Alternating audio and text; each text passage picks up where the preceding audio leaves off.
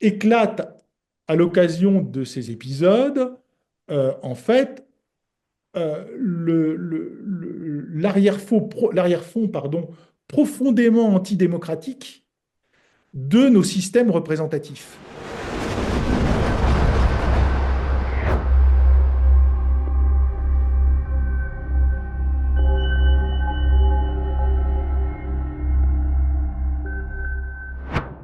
Bonjour à tous et bienvenue dans ce nouveau grand entretien d'Omerta.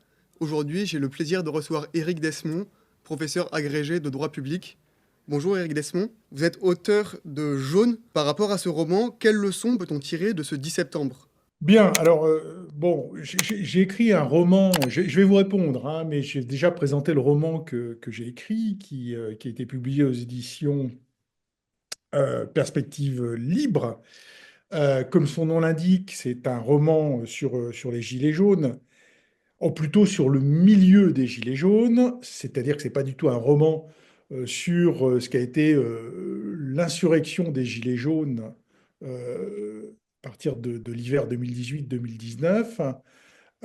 C'est un roman qui se situe après le mouvement, mais dans le milieu de ce qu'ont été les protagonistes principaux du mouvement, c'est-à-dire cette France qu'on appelle, que les sociologues bien connus, je pense à Guy Lui, appellent la France périphérique. Et c'est un roman social, comme vous l'avez dit, mais c'est aussi, ce qu'on pourrait, en précisant, on pourrait dire que c'est un polar social, parce qu'il y a une intrigue, non pas policière, mais il y a des meurtres. Et c'était pour moi l'occasion de faire une description, de faire un tableau d'un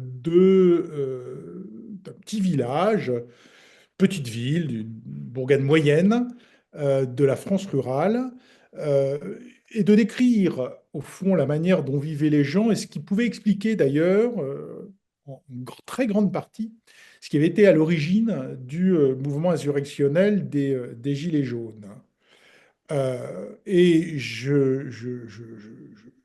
écrit ce roman parce que bien entendu, j'avais remarqué qu'il y avait eu des études sociologiques, des études de politique, de sciences politiques sur le sujet. Il y a eu un seul roman, qui était celui de Aude Lancelin, La Fièvre, mais qui se déroulait durant l'épisode insurrectionnel.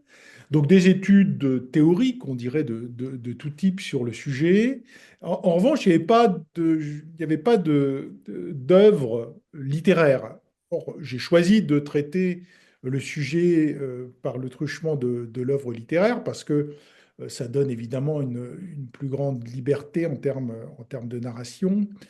Et puis, c'est une autre manière de voir les choses. C'est un peu, je ne sais pas si on oppose la peinture et la photographie. J'ai eu la liberté, une liberté qui est la liberté du peintre et qui a peut-être un tout petit peu moins le philosophe. Le photographe, pardonnez-moi, le photographe. Et donc, c'est un roman qui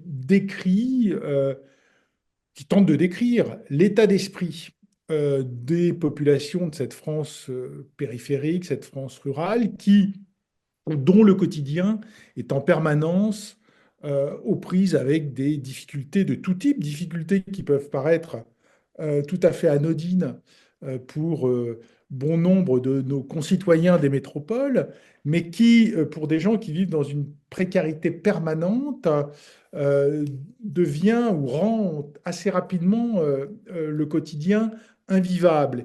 Et c'est une des clés d'explication de la révolte, de l'insurrection, de la jacquerie, je préférerais ce terme, de la jacquerie des Gilets jaunes, première version. Euh, Première version d'une insurrection qui a échoué en vérité, hein. Alors, on va parler du 10 septembre, puisque vous me lancez là-dessus, je n'ai pas oublié. La question, c'est est-ce que le 10 septembre, c'est le retour des Gilets jaunes? Là est la vraie question. Alors, en tout cas, il y a une chose qui est intéressante, c'est que le mouvement de contestation a été mis en sommeil et s'est réveillé. Alors, il s'est réveillé à l'occasion peut-être d'une sorte de crise politique institutionnelle. Euh, Chose inédite sous la Ve République, on a eu deux chutes de gouvernement assez rapprochées, et donc avec le sentiment qu'il y a euh, une forme de blocage institutionnel, qu'il y a une sorte de surdité de la part du président de la République, qu'il y a, je vais y revenir, peut-être une forme de sécession des élites, mais pour reprendre la formule classique bien connue de Christopher Lasch, mais reprise par Michéa, par exemple, sécession des élites qui a également pour conséquence une forme de sécession du peuple. L'objet de mon roman, c'est aussi de montrer ça, c'est aussi de montrer qu'il y a une forme de repli. Après l'échec du premier mouvement des Gilets jaunes, qui a été un échec, on a le sentiment d'une forme de résignation, d'une forme de repli sur soi, et l'idée selon laquelle il n'y a plus rien à attendre du monde politique, que ce soit bien évidemment à l'échelle nationale, les élus locaux, sauf quelques exceptions, et bien évidemment les élus nationaux, pour ne rien dire des élus européens. Bon.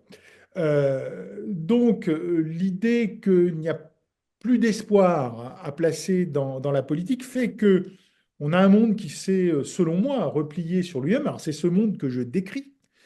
Un monde dont la santé psychologique est très fragile, et donc qui est en proie souvent à, j'allais dire, une forme de détresse psychologique, de lassitude psychologique, avec parfois la possibilité de déraper dans des addictions. Dans le roman, je décrit un groupe de jeunes gens qui, évidemment, glissent assez facilement, parce que c'est une forme romanesque, glissent assez facilement dans l'usage des drogues, etc. Donc, euh, un état d'esprit ou un climat ou une psychologie qui est pesante, une sorte de psychologie de vaincu en quelque sorte aussi, vaincu parce que du round avec les pouvoirs publics lors du premier cycle des Gilets jaunes, eh bien, on a vu qu'un mouvement spontané, euh, massif, euh, a été défait et a été défait avec des procédures qui ont été, il faut s'en souvenir, extrêmement violentes. Euh, les historiens, ce que je ne suis pas, les historiens expliquent que la répression des Gilets jaunes a été plus violente que ne l'avait été la répression des étudiants ou des ouvriers en 1968. On a eu, on s'en souvient tous, les mains arrachées, les manifestants éborgnés, c'est-à-dire une répression policière sans pitié, mais qui obéissait aux ordres. Euh, Derrière, il y a des donneurs d'ordre, et on l'oublie un peu trop souvent, une répression judiciaire. Alors, il y a des chances que cette répression à deux vitesses est largement dissuadée les personnes qui avaient participé aux occupations de ronds-points, aux manifestations dans les grandes villes. Cette double répression a dissuadé de continuer. Et donc, on a vu avec amertume, on a tiré avec amertume les leçons d'un échec. Euh, une révolte spontanée, c'est pour ça que je parlais de jacquerie tout à l'heure. Une révolte spontanée, c'est généralement, souvent, euh, un échec couru d'avance. Bon, là encore, les historiens nous diraient, ou les philosophes, j'ai fait un lapsus tout à l'heure, j'y reviens, diraient que, en fait, pour qu'il y ait euh, un effet politique significatif à un mouvement de révolte, il faut enclencher une dynamique révolutionnaire qui obéit à des lois propres, dont Lénine d'ailleurs a fourni le substrat. C'est-à-dire, il faut une avant-garde, il faut une structuration du mouvement, chose qui n'existait pas au moment des Gilets jaunes, il faut s'en souvenir, parce que d'abord, les partis politiques, et ça c'est peut-être une différence avec ce qui s'est passé le 10 septembre, hier, les partis politiques au moment des Gilets jaunes, du premier mouvement des Gilets jaunes, ont été, sinon écartés du mouvement, en tout cas, n'ont pas su récupérer le mouvement. Il y avait même, chez les Gilets jaunes, il faut s'en souvenir aussi, une forme d'hostilité à la récupération. Il y avait une forme d'hostilité à une tentative de représentation qui ne soit pas propre au mouvement des Gilets jaunes. Et c'est pour ça qu'on a vu émerger des figures, hein. Il y a eu quelques figures médiatiques, car toute représentation du mouvement des Gilets jaunes et toute parole politique que pouvait porter ce mouvement devait passer comme ça par des individus qui ont été les porte-paroles du mouvement. On ignore comment ils ont été désignés, j'allais dire peu importe, mais en tout cas, le mouvement a essayé de se structurer par lui-même, en dehors des partis politiques et des syndicats qui, traditionnellement, on l'a vu d'ailleurs hier, traditionnellement, essaient d'encadrer, de diriger ces mouvements de contestation. Donc on n'a pas eu ça au premier mouvement, on a donc eu un échec qui était, selon moi, couru d'avance, et ceci a engendré un grand dépit. Alors, ce grand dépit, c'est l'objet de mon roman. Voilà, mon roman se déroule dans ce climat de grand dépit post-insurrection qui a échoué.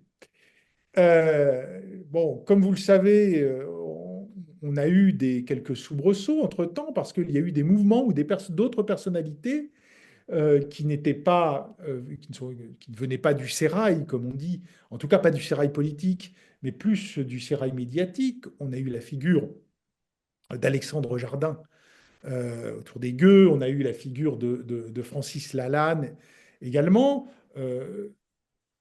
bon, qui ont essayé de relancer le mouvement. Et puis, on a eu ce fameux 10 septembre, mais qui, à la différence des Gilets jaunes, était en quelque sorte programmé, hein. Ça fait un petit moment que, notamment sur les réseaux sociaux, on nous annonce, ça fait avant l'été, je crois, peut-être, qu'on nous annonce que le 10 septembre, il y aura un blocage général du pays, etc.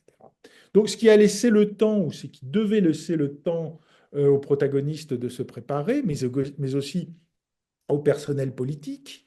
Euh, je ne peux pas imaginer que le choix d'un changement de Premier ministre quasiment la veille du mouvement n'ait pas été imaginé pour tenter d'éteindre, au moins médiatiquement, le mouvement. Et puis, les partis politiques ont essayé de préempter ce mouvement. Euh, et assez curieusement, on a vu que ce sont plutôt les organisations de gauche qui ont tenté de prendre à leur compte, ou de récupérer, si on veut employer le terme qui est généralement employé, de récupérer le mouvement. Alors, ce qui est assez curieux, parce que dans le premier moment des Gilets jaunes, on avait plutôt tendance à penser que, même si la récupération était très faible, que c'était plutôt le Rassemblement national qui essayait d'infiltrer en tout cas le mouvement, à défaut de l'encadrer, peut-être de l'infiltrer, je ne sais pas. Donc là, on a eu plutôt une préemption du mouvement par certaines organisations de gauche, ce qui fait que, d'un point de vue strictement tactique, les choses se sont déroulées un peu différemment. Il n'y a pas eu le spontanéisme.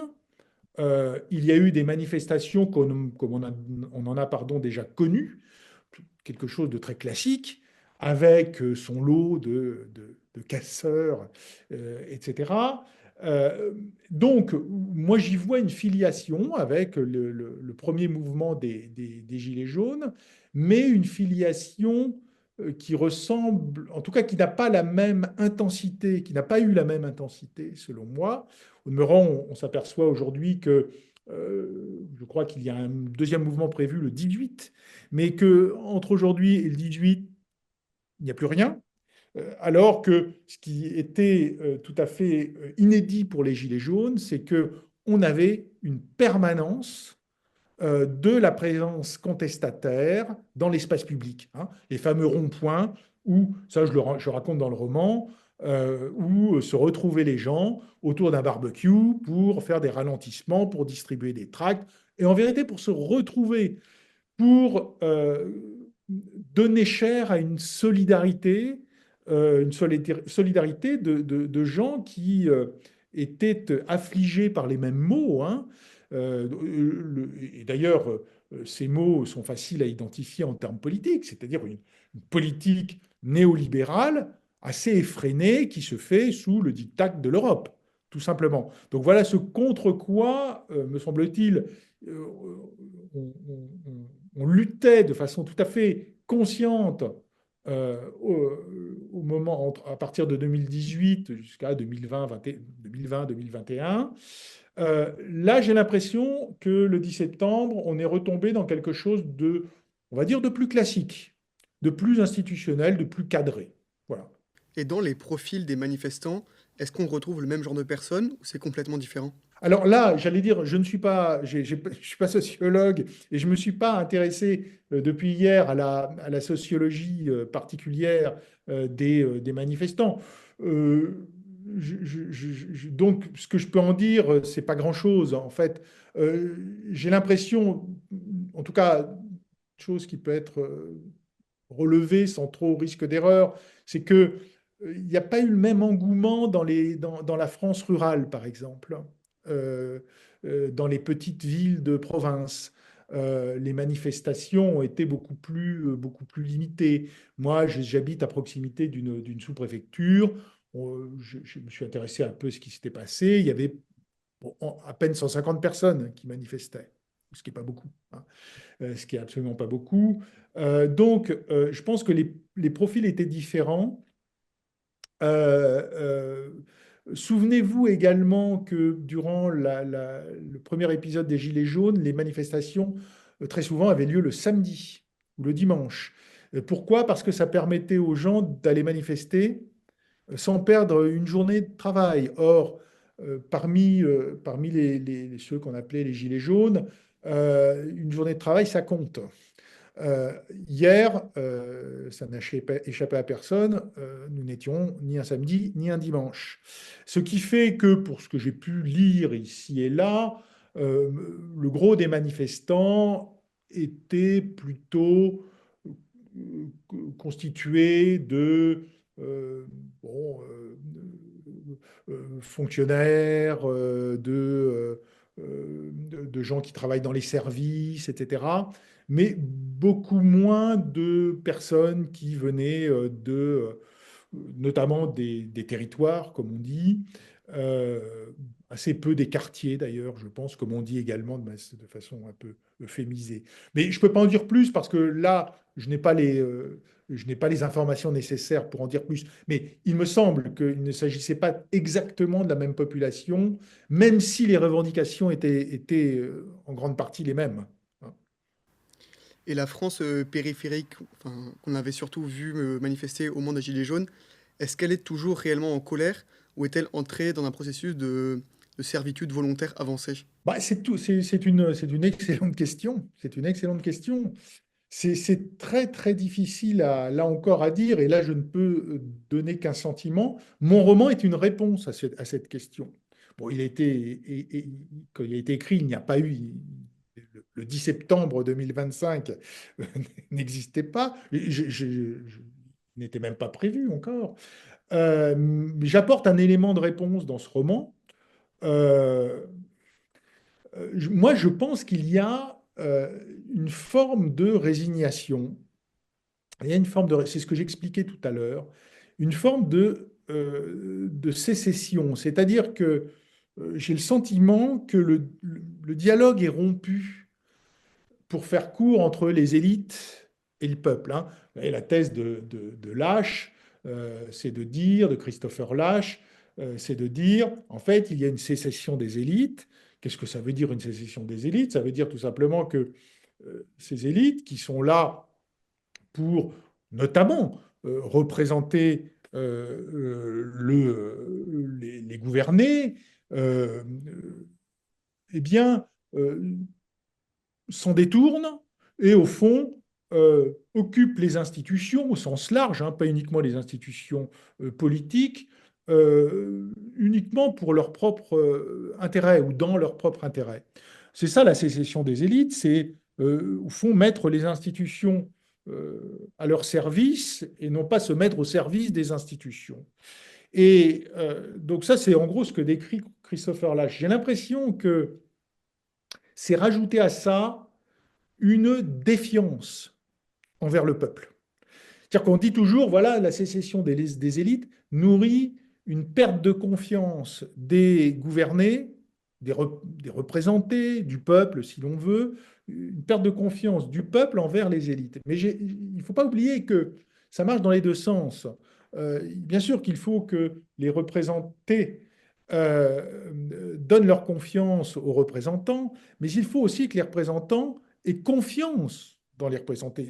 Il faut qu'il y ait un lien. Il faut qu'il y ait un lien de confiance réciproque. Or, il me semble que, euh, là encore, j'emploie un terme que j'assume parfaitement, mais pour faire court, que l'oligarchie politique et médiatique, je tiens beaucoup à insister sur le rôle très important de cette oligarchie médiatique, très très important dans cette affaire. Il me semble que cette oligarchie a désormais euh, un sentiment de défiance vis-à-vis de ce que euh, Balladur appelait la France, de façon condescendante d'ailleurs, la France d'en bas.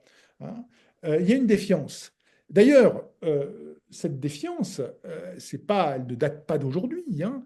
On l'a vu s'exprimer d'abord et avec quelle intensité au moment du Covid, au moment de la crise sanitaire. La crise sanitaire est un exemple euh, chimiquement pur de la défiance des élites, de la méfiance des élites envers le peuple, puisqu'on en vient à confiner, quasi à obliger les gens à se vacciner. Donc, ça ne date pas hein, des Gilets jaunes. Mais les Gilets jaunes, l'affaire des Gilets jaunes, la contestation sociale, rajoute à ce climat. Et les Gilets jaunes, ça a été également un moment de défiance des élites vis-à-vis du peuple. Il faut se souvenir des médias. J'en fais état dans mon roman, c'est des choses que je rappelle dans le roman, même si c'est sous une forme évidemment euh, euh, fictive. Enfin bon, la fiction rejoint en partie ici la réalité. Au moment de l'affaire des Gilets jaunes, il faut se souvenir des discours qui étaient les discours officiels, c'est-à-dire qu'immédiatement le mouvement a été accusé des pires mots de la société, des pires mots ou des pires accusations que l'on peut proférer pour discréditer un mouvement. C'est-à-dire, on disait, voilà, ce sont des beaufs racistes, antisémites, etc., etc. Donc, l'idée, c'était évidemment de déconsidérer et de montrer un mépris de classe, un mépris social vis-à-vis de ce mouvement de contestation. Et bon, c'est anecdotique, oui et non. On rajoutait à ça, parce que c'était la même époque, le moment où le président de la République expliquait qu'il suffisait de traverser la route pour trouver du boulot, etc., etc. Bon, il y a eu toute une série de comportements qui, en fait, convergeaient vers un même but, et ce but était de poser des mots sur un sentiment de défiance envers la population. On l'a vu également quand il a été, j'en parle parce que c'est des choses qui m'intéressaient en tant que professeur de droit, quand il a été question du RIC, au moment des Gilets jaunes. On a entendu ce qu'on entend toujours en général sur ces questions-là, c'est, ouais, mais attention, le référendum, c'est le populisme. Hein. Donc le gros mot était lâché. Ces gens étaient des populistes, sont des populistes. Des populistes, qu'est-ce que c'est? Une masse, je reprends les mots, presque les mots d'Hannah Arendt, ce sont des masses animées par des passions basses, hein. Voilà, des passions haineuses, du ressentiment, etc. Et on ne peut pas faire confiance à ces gens-là. C'est-à-dire que euh, éclate à l'occasion de ces épisodes, en fait, l'arrière-fond, pardon, profondément antidémocratique de nos systèmes représentatifs. Voilà. Nous sommes dans des systèmes représentatifs. On dit des fois démocratie représentative, mais bon, moi je préfère dire gouvernement représentatif ou système représentatif. C'est-à-dire ceux qui gouvernent sont ceux dont on estime qu'ils sont capables, au terme d'un certain nombre de critères, de gouverner et qu'il n'est pas souhaitable que ceux qui n'ont pas cette capacité aient un rôle au-delà de désigner ceux qui vont s'occuper des affaires politiques. Donc, à cette occasion, je crois que c'était un très bon révélateur, hein, le révélateur du système représentatif. Le système représentatif est un système qui me semble profondément antidémocratique, à l'inverse du système préconisé par Jean-Jacques Rousseau, par exemple. C'est un système profondément hostile, méfiant à l'encontre de la représentation, au point où on explique que le référendum, oh là là, il ne faut pas, absolument pas organiser un référendum parce que le pire de la haine populiste va sortir du référendum. Donc c'est assez curieux de penser comme ça, mais ça peut se défendre, hein. Il y a eu des grands auteurs qui l'ont défendu, qui sont les penseurs de ce système représentatif, hein. Mais en tout cas, voilà ce qu'ont révélé ces épisodes. Et donc, faute d'avoir j'allais dire, euh, un rôle à jouer dans le système institutionnel, eh bien, très naturellement, la contestation va se faire ailleurs et va se faire d'une autre manière. Et est-ce que Emmanuel Macron a joué un rôle particulier dans cette défiance envers les élites? On l'a vu récemment avec Sébastien Lecornu qui a été nommé Premier ministre. Alors, bon, là, je- euh, encore, vous me poussez un peu en dehors de mes champs de compétences. C'est-à-dire que je ne donne un avis qui n'est que le mien. Oui, bien sûr, mais ça, on a une donnée un peu objective, si on veut bien donner quelques crédits au sondage. Bon, quand on regarde les cotes de popularité du président de la République, quand on regarde les cotes de popularité de M. Bayrou, Premier ministre, quand on regarde les résultats des dernières élections et les scores faits par le parti de M. Macron, par le bloc central, bon, oui, on doit admettre qu'il y a un fossé qui se creuse entre l'élite politique, l'oligarchie politique, et c'est vraiment une oligarchie parce que c'est un tout petit monde qui a une assise électorale qui se réduit comme une peau de chagrin, mais qui continue de gouverner un pays qui, manifestement, si on en croit les données que je viens de rappeler, est hostile si ce n'est aux personnes, en tout cas à la politique qui est menée. C'est pour ça, il y a une conjonction de facteurs. Vous parlez du président de la République, mais il n'y a pas que le président de la République, hein. Il n'y a pas non plus j'allais dire, que les institutions politiques. Je parlais tout à l'heure des médias. Je ne parle pas de vous, hein, je parle des médias mainstream, c'est-à-dire hein, ce qu'on voit, les chaînes d'information en continu, etc. La presse nationale et même la presse régionale, au demeurant. On a véritablement des organes de pouvoir euh, de soft power ou de hard power, selon la manière dont on peut les définir, mais pour la presse, qui donne le reflet d'une situation politique dans laquelle les gens ne se retrouvent pas. Vous voyez? Bon, quand vous avez un journal télévisé, une actualité politique dite par M. Legrand et M. Cohen, puisqu'on en parle beaucoup en ce moment, je ne suis pas sûr que moi, dans ma campagne, les gens se reconnaissent dans ce petit microcosme parisien qui édicte, comme dans une grand-messe médiatique, chaque soir, la vérité officielle. Voilà. Et donc, je pense aussi qu'au au bout d'un moment, les gens, dans un premier temps, sont exaspérés, peut-être en colère, et ensuite, c'est ce que je disais tout à l'heure, se détournent de ce mouvement. Et au fond, c'est peut-être ça qui est le plus grave, c'est que il y a désormais un mur entre les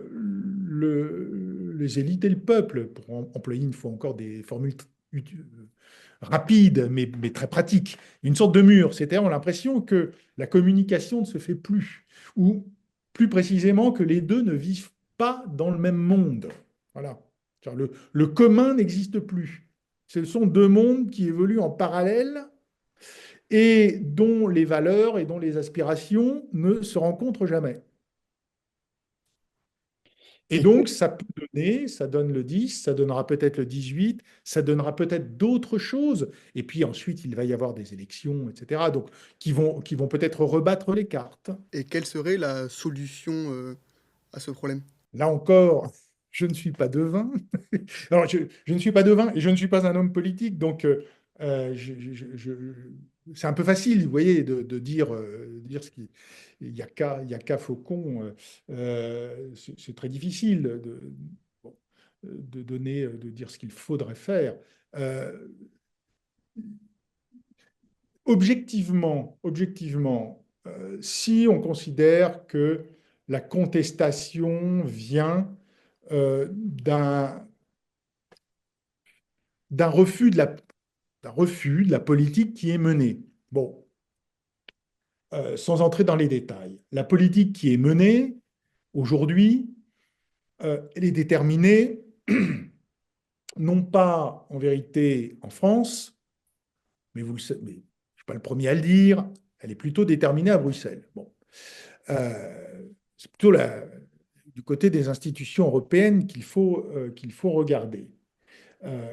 Font les dirigeants que nous élisons en France ou dans les autres pays européens de l'UE, bon, sont des dirigeants qui euh, sont agréés par l'Union européenne. Je dis ça, évidemment, on me dira là encore euh, que je suis peut-être complotiste, il faut s'attendre à tout. Mais voyez les difficultés qui ont été faites, par exemple, à Marine Le Pen pour se présenter. Voyez les difficultés beaucoup plus radicales que M. Fillon a rencontrées en son temps, lorsqu'il était candidat à la présidence de la République. Donc, je pense que, voilà, les hautes instances européennes essaient de pousser les candidatures qui sont globalement favorables à la politique de l'UE. Moyennant quoi, d'ailleurs, on peut comprendre assez mal pourquoi on veut écarter Marine Le Pen, le Rassemblement national, dans la mesure où celui-ci semble parfaitement en accord avec globalement avec la politique de l'UE. Le temps de la sortie de l'UE, de la sortie de l'euro est bien révolu, hein. C'est incarné aujourd'hui par M. Philippot, mais M. Philippot n'est pas une force politique, on va dire, qui compte, même si ce qu'il dit peut être tout à fait intéressant, c'est pas la question, mais on voit bien que c'est pas lui qui fait, pour l'instant, qui fait changer qui pourrait faire changer un scrutin. Alors, Je veux dire, tant qu'on est dans ce système-là, je pense que ça ne changera pas.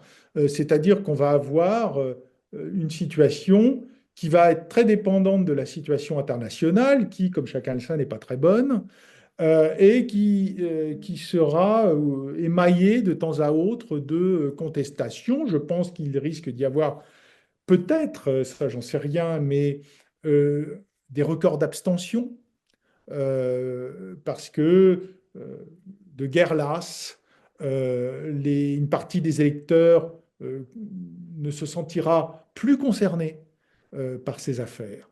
Et donc, en vérité, tant que nous sommes dans l'Union européenne, il n'y a pas beaucoup de chances que les choses se modifient de façon substantielle. Eh bien, merci beaucoup pour toutes vos réponses. Je vous en prie. Et merci à tous d'avoir regardé cette vidéo. Et je vous dis à très bientôt sur notre chaîne YouTube d'Omerta.